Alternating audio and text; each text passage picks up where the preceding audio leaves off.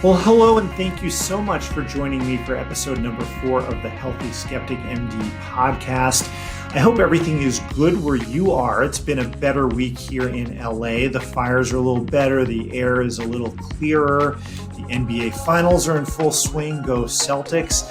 Shana Tova for those of you celebrating Rosh Hashanah this week. So we have a full week of health news to go through, and there's some political twists this week, as there often are, but we will do our very best to stick to the science of it all. My guests this week are my good friends and colleagues, Dr. Paul Hyman and Sirisha Mohan. They're both primary care doctors, and they're going to give us some insights about telehealth now in COVID and beyond. If you do like what you hear today, please check us out. Subscribe on YouTube or wherever you listen to podcasts. Just search for Healthy Skeptic MD. You can also follow on Instagram or email me at healthyskepticmd@gmail.com and send me your questions, and I'll do my best to take a stab at them on the podcast. And that's actually where we'll start today with a couple questions from listeners. So the first one is a very appropriate one. Someone asked, why is it that we doctors are so quick to adopt masks and advocate for their use when there really aren't as rigorous studies as we would like to support them? And this is an absolutely fair critique. We do not have those high quality, rigorous, randomized trials, but what we do have is very good ecologic data. We know that countries where masks are commonly used, such as many of the Asian countries, have much lower rates of COVID spread than we do in the United States. It's a relatively safe intervention, and I think in the face of time pressures and the seriousness of the situation, it's right to err on the side of caution. And I do have to say, although they're not randomized trials, the ecologic data is very compelling that where masks are used, the virus seems to spread much less effectively. So that's why I support masks, and I really do think we should all be using them as much as possible when we're in close contact with others. The second question gets at the politics. So this week, there's been some back and forth with the CDC on this issue of whether the virus is transmitted through aerosol or droplets. Now, let me begin by saying this is actually an important question. The reason being, if this is a droplet spread condition, if you keep at least 6 feet away from other people, you're probably going to be safe because those respiratory droplets don't travel much farther than this. Whereas if this is an aerosol spread condition, all bets are off. If you're in the same vicinity as somebody, you could become infected. So far, it does appear that droplet is the predominant mechanism of spread. We know this because, for example, household contacts of someone who's positive have a pretty good chance of not contracting the virus if you wear masks and keep 6 feet. In contrast, other conditions like measles and chickenpox that are aerosol spread, everyone in the house is going to get it, because even if you're further away from 6 feet, it's going to travel through the air and get you. Still, there are some pretty compelling reports that in certain circumstances, it can spread through aerosol. So I think the practical advice here is that if we wear masks, keep 6 feet, we're going to be doing a pretty good job of protecting ourselves. But in addition, we know that this aerosol spread does seem to happen in poorly ventilated indoor environments. So, the extent possible, try to avoid this. That's why I always keep saying stay outdoors as much as possible there. And it'll be interesting to see where the CDC ends up coming down on this issue. Okay, so now I want to start off with a little bit of non-COVID news.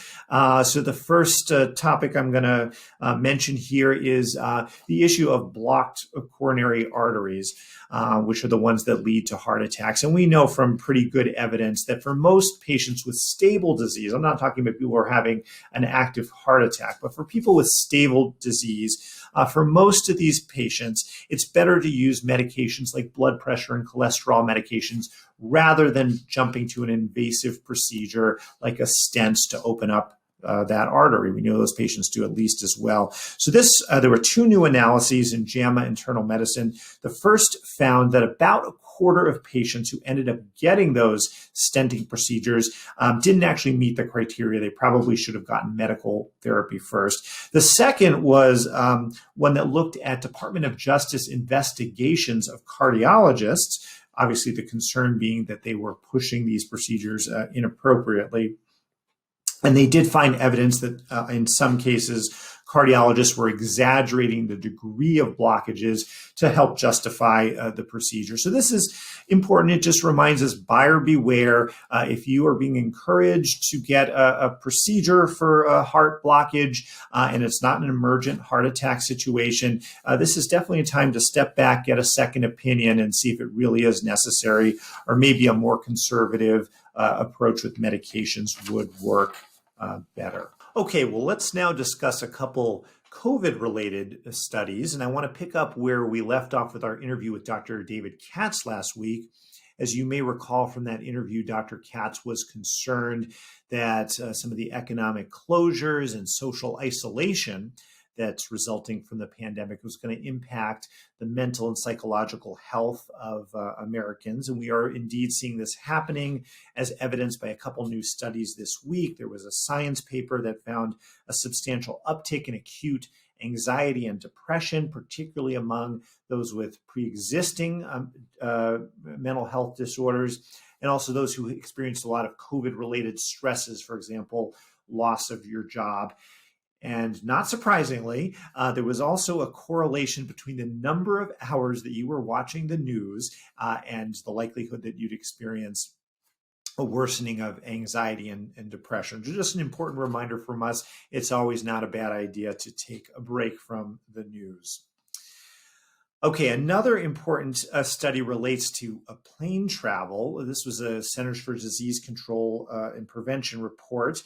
It looked at a case in which there was an international flight from London to Vietnam, a 10-hour flight, and there was one infected passenger on that plane, and they have very convincing evidence that that one person infected 16 people on the flight. So point number one, plane travel does seem to be a real risk for infection. And if we can avoid plane travel to the extent possible, that's a good thing.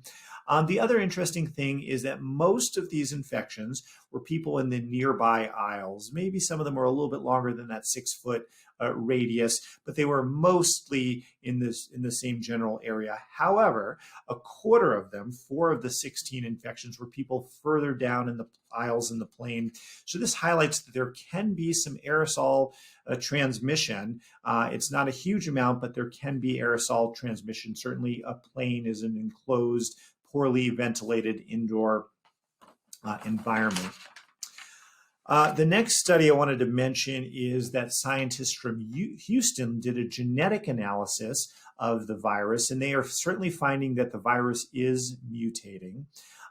This is important and noteworthy for a couple reasons. The first thing is some of these mutations appear to be making the virus more contagious, although not more aggressive and not more virulent. And this is actually what we would expect. Viruses do not actually want to kill us or our host. They want to keep us alive, so we go out and do our thing and spread them to the next person, and that's how they keep themselves going. So this is common, but of course it is concerning that the virus is mutating to become more contagious, and it raises concerns about whether vaccines and masks are going to continue to be effective as the virus mutates around us. It does raise the possibility that this could turn into another flu-like virus where we're always playing catch up, and every year we need to develop a new vaccine to keep up with the virus. So the final piece of COVID news I want to mention is last week I mentioned that there was not great transparency so far with the companies doing the COVID vaccine trials. And in response to some of this criticism, Moderna and Pfizer did release the blueprints of the trials. This is great because now we'll be able to track more closely what we're looking for. But there was an important concern raised by these blueprints. So typically in a vaccine trial, there'll be an independent body that's not related to the study researchers or the company that will take a look in the middle of the analysis. And they do this check to see, is this vaccine clearly working? If that's the case, then we don't want to continue the study. We want to get the product out to as many people as quickly as possible. Or it's not working and let's stop exposing people and move on to the next idea. So both Pfizer and Moderna actually have several of these interim checks. And the rationale for this is such a fast-moving situation. We want to get the answer as soon as possible. But the problem is the more times we look, the more chance there is that there's going to be a false error, that just by chance, at that time when they look, there's going to be a favorable result and the study is going to get stopped. And we're actually going to think the vaccine works and it doesn't. So that'll be something important to track and be careful not to over-interpret. So that's the news for the week. And let's move on now to our interviews with Dr. Hyman and Dr. Mohan. All right, well, let's jump into this week's interview. We have two great guests with us. And they're both actually friends and colleagues of mine this week. So let me begin by introducing them. So the first is Dr. Paul Hyman. He's the medical lead of an 8-provider primary care practice at Midcoast Parkview Health, which is a medical organization in Midcoast, Maine. He recently authored an article titled "The Disappearance of the Primary Care Physical Examination Losing Touch," which you can all see here, which actually went viral as much as a medical article can. And he got a lot of media attention and an NPR interview. So we'll get a chance to talk a little bit about that today. And Paul and I are friends actually since medical school. So thanks for joining, Paul. And then we have Dr. Sirisha Mohan. She's a diplomat of the American Board of Family Medicine and a clinical assistant professor in the Department of Family Medicine here at the Keck School of Medicine of USC with me, where we're colleagues.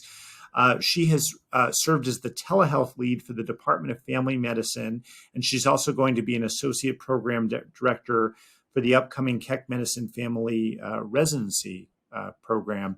And Sirisha, obviously in the midst of COVID, has been a instrumental person here at Keck as we have expanded our telehealth program. So let me begin by just asking, Paul, you're a primary care doctor in Maine. Tell us a little bit about your practice and the patients that you serve. Sure. Thanks for having me, Mike. I'm excited for this podcast. So I would say my office or my clinic is a bread and butter primary care practice. It's part of a local community health system. So we're located in what's called Midcoast, Maine, which is about 30 minutes north of Portland, not necessarily rural, not necessarily urban, but kind of in between. And we're part of a community health system, but we recently joined a larger accountable care organization, a larger health system, which is located in the southern part of the state.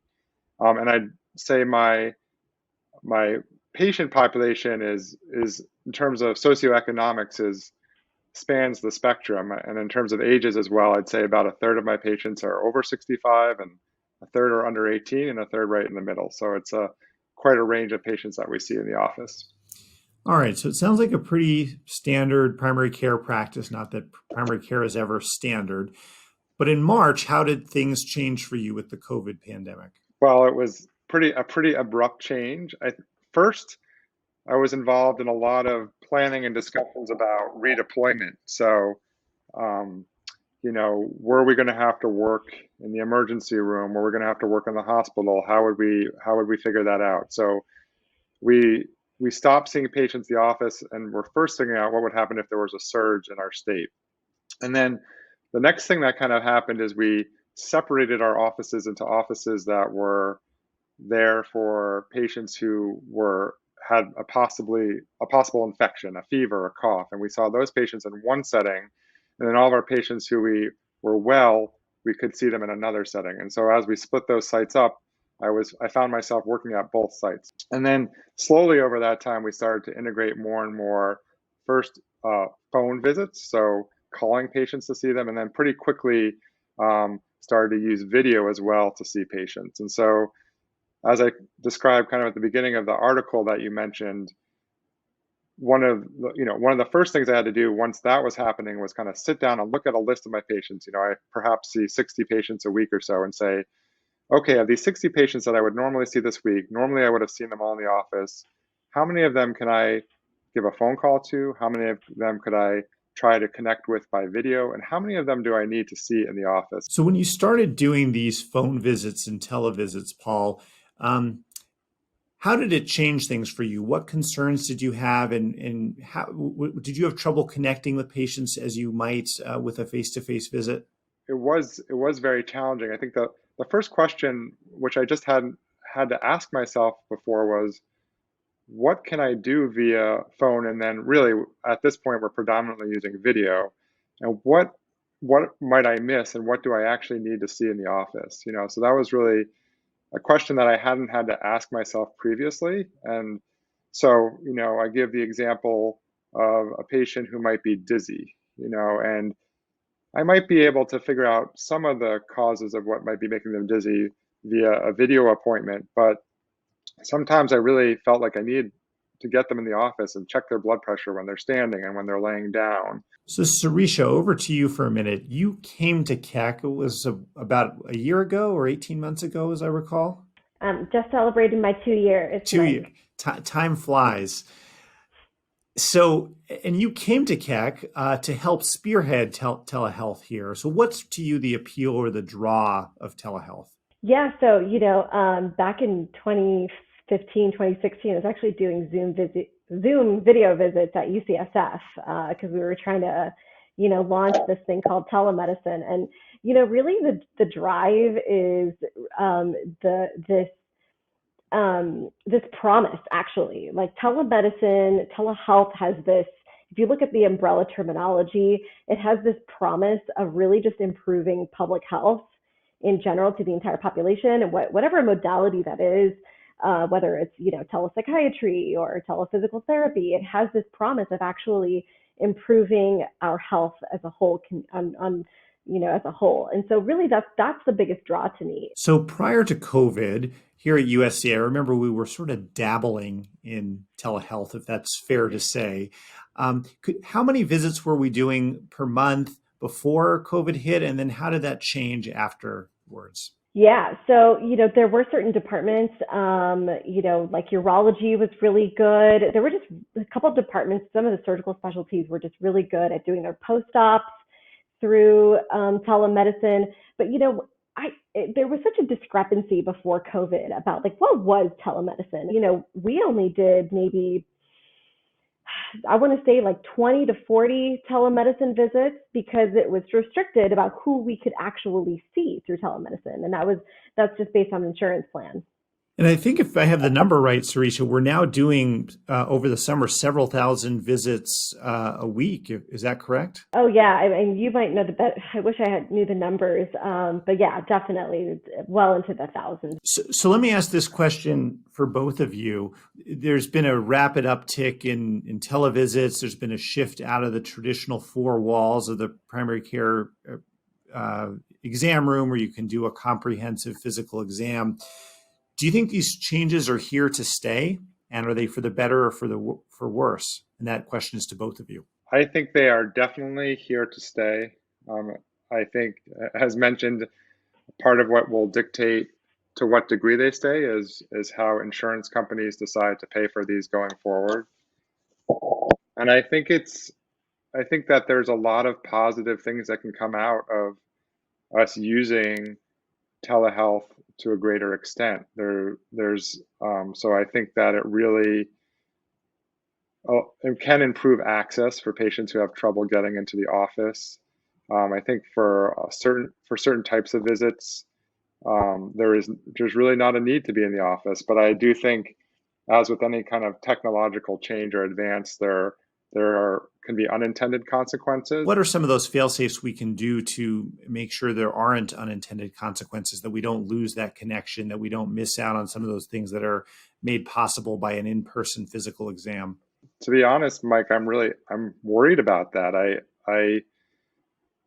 I don't know, for the people who are the decision makers, whether it be insurance companies or, the federal government, as we look at what high quality care is and what cost effective care is and how we care for our population, um, where in that calculus do we put kind of the humanistic side of medicine?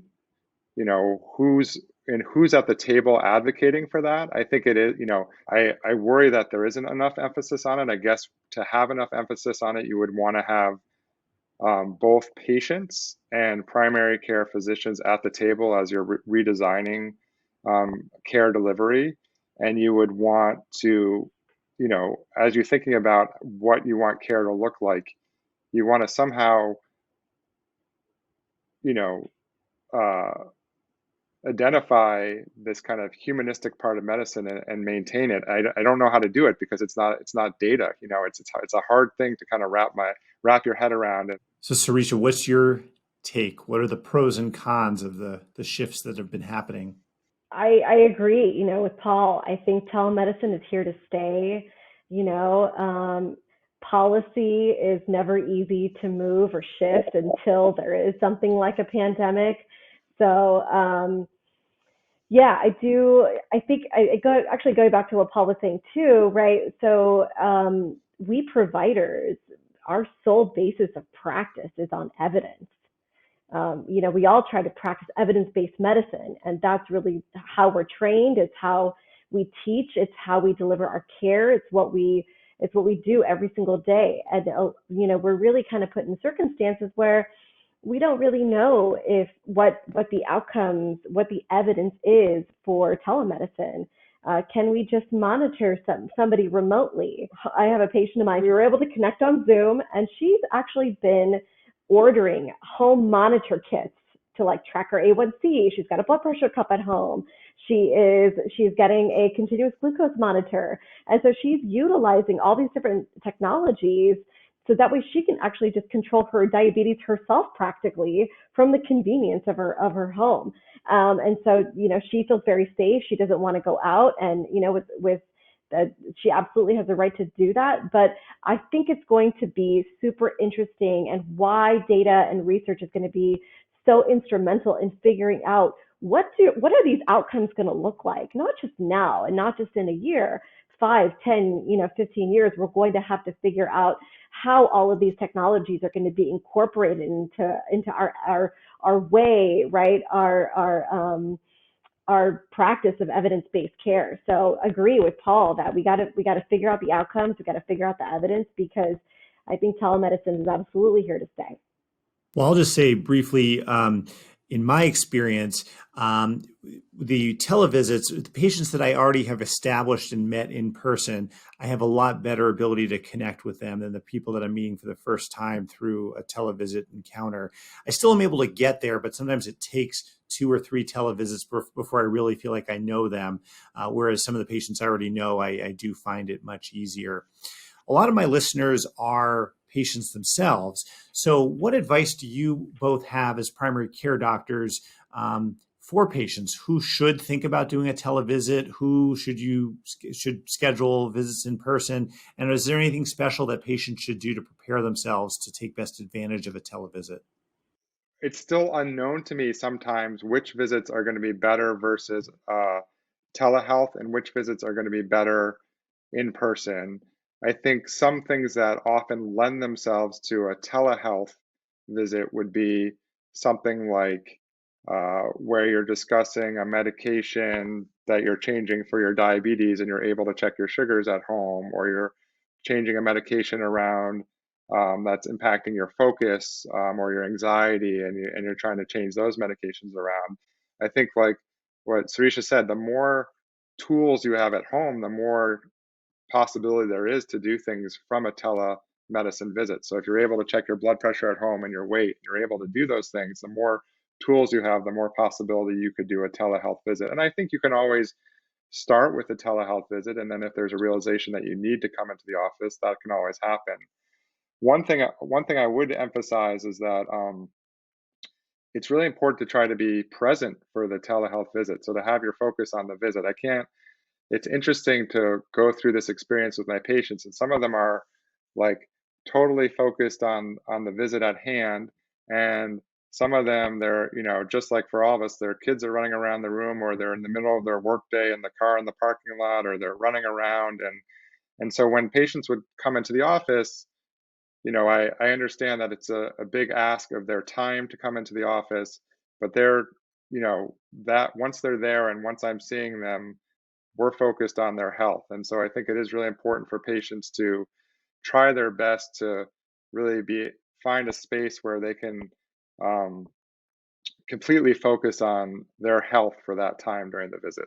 Yeah, one thing I actually just wanted to bring up is, we're also, when family medicine started, we started our pilot project back in October. Our goals were like to increase access, and then our other goal was to really figure out how patients feel about telemedicine, what they think.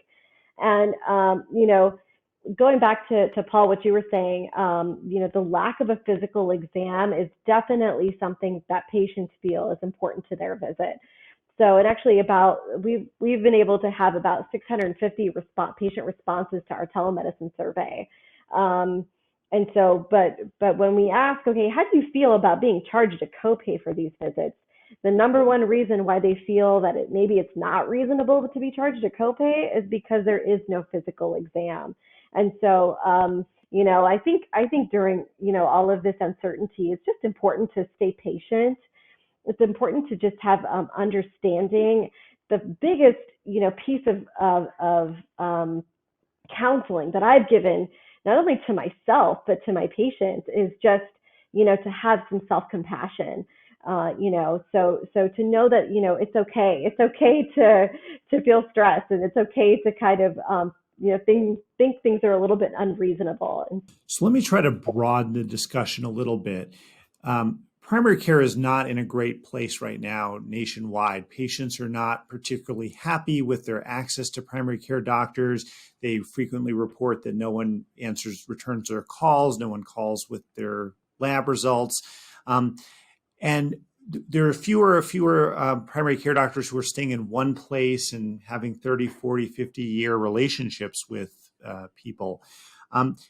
What are the solutions to this? And is it as big a problem as has been reported? I think those critiques are absolutely fair and true. I think it's, I live and work in a place where there's a reasonable amount of physicians for the patient population, and it is still hard to, make, um, to make things run smoothly. I think there's a workforce issue. So I think there's too few primary care physicians, and that is potentially a place where you could solve things. I think that we use technology that is like archaic, which is, a bit to this conversation today, so that, it's amazing to me how we run medicine as such an inefficient system, business compared to many other businesses. I spend more than half my time not seeing patients, right, doing paperwork and charting and doing all this such, and then so being a primary care provider is not such a you know highly appealing job to a lot of people coming out of medical school. So I worry about our ability to kind of replenish our workforce. Yeah, this is a subject that's really near and dear to my heart. Um, yeah, I think it's being a primary care physician, primary care provider is definitely challenging. I mean, that's kind of an understatement, because so much of our, when a cardiologist walks in the door, they're just looking at the heart. When a foot doctor's walking through the door, they're just looking at the foot. When I walk into my patient's room, I'm not only looking at their blood pressure, vitals, recent blood work, all blood work really. I'm also looking at, mammography, pap smear, vaccines, colonoscopies. And so it's much, and I take every opportunity, every primary care doctor, I think, always takes every opportunity to make sure it's okay. What are we missing here? What's missing in this? Because we're really about the care of the whole patient. And I think we really definitely need more support from our institutions, from our leadership, from our Congress, from our patients, to advocate for us, because we're really where it starts. And right now in our fee-for-service model of how we are quote unquote paid for the services we provide, is that really the best model, or does it need to be more of a hybrid between quality, fee for service versus kind of more quality measures? And so we'll have to continue again to see what that looks like. Well, I certainly agree with you, and I think it's fair to say that our balance of investment and focus in primary care versus complex specialty care in the United States is very different from what it is in other parts of the world. And I might even go as far as to say it's actually worse, because we know that health systems that are built on a strong primary care foundation are much better in terms of population health outcomes, how long people live, how satisfied they are with the health care they receive compared to other systems. And I don't know exactly what the policy solution is here. I'm optimistic that innovations like televisits can take some of the burden off, that some resource investment in other team-based approaches with nurses and medical assistants and pharmacists can help us take better care of patients. But I also know the dollars are not always there. And if you look at the budgets, it's the surgeons and the specialists that bring in the money, and that's where a lot of the investment goes. So we are a little bit in a catch-22. So I wanted to end, this has been a great discussion so far, with one other financially related question. There has been an attack, even an assault on the annual physical exam going on. We've been told that some of the professional societies have been giving the message that patients do not actually need to come in for an annual physical exam. And this has been driven by some studies that have compared outcomes among people who get like an insurance company wellness visit or a battery of tests for their employers versus those who don't, and they haven't shown a benefit. But an important critique of these studies is they've never actually compared a longitudinal relationship with a primary care doctor versus not having that. What's your take on that? Maybe we'll start with you this time, Sirisha. Yeah, this is a great question. I think you've already hinted at it, Mike, but and this is something I teach to medical students and residents all of the time, is that, it really takes sometimes like 3 years to have that trusting relationship with your doctor. And so, if somebody is struggling with depression, anxiety, and there may be an increase of, suicide risk, that's something that, a relationship with your primary care doctor, it just takes that time to form. Or maybe they're struggling with, alcohol or other addiction, and maybe they're not comfortable describing it, in the first couple times. But I think the more and more we establish that relationship of somebody that's truly there from an authentic perspective and is there to take care of you as a whole person, not just your lab, right? We're always taught as medical students, don't treat the number, treat the patient. And so, regardless, we definitely know that people with blood pressures of over 130, over 80 need an A1C. And so I think you're right. I think you hit the nail on the head. I think we need to actually, again, we're taking data in terms of these quantitative numbers and not really putting an experience of an actual relationship that's maybe just more in terms of quality, and something that you can actually describe as a relationship that you keep for life. And so, you don't just check the box if you have a job or have a mom and dad or have a car or have a house. You actually have to look at, and I always tell this to my patients all the time, at the end of the day, it's about your quality of life. And the more that I can understand that, the more we can form a relationship. We can order labs or not order labs. That's really not the purpose. The purpose is to just have that person that's looking out for your total well-being. How about you, Paul? Should patients give up on that annual physical? No, and maybe you're asking this in two ways. One is around an annual physical with a head-to-toe examination in person. I don't know if you're splitting it up into that. And so I don't think all patients need to come into the office to be examined head to toe every year. I'd say, patients who are well, don't have a lot of illness, that can be done much more infrequently. But I do agree